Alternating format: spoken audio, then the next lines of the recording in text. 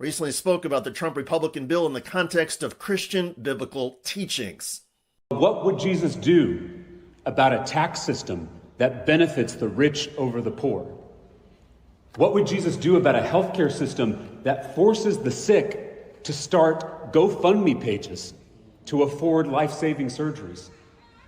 What would Jesus do about an education system that ties a child's school funding to their community's property wealth?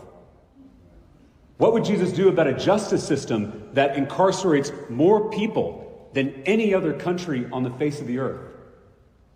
And what would Jesus do about an economic system that prioritizes profits over the health of our planet?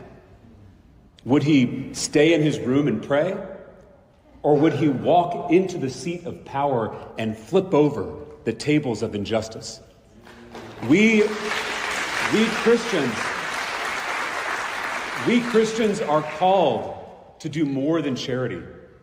We are called to challenge the systems that make charity necessary. And one of the systems that will make even more charity necessary in the coming years is Trump's big, beautiful bill.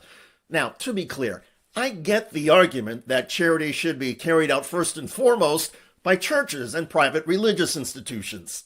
With every disaster, one of the things we see here in Texas is the church steps up and the church helps and the church feeds and clothes and comforts.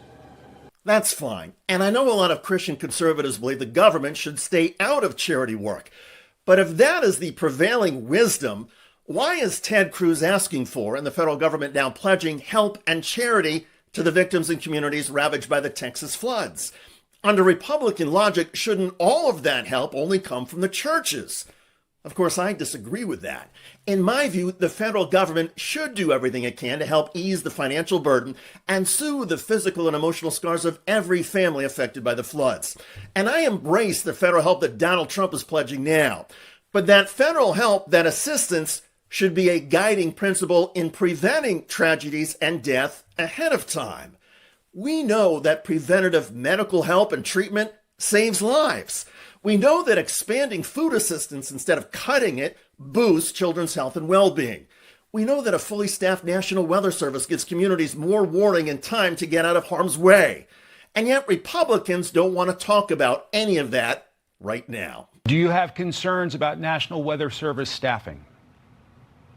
Those are issues that will be addressed by DHS and NOAA and other components as they move forward. Now is not the day for that type of conversation. I would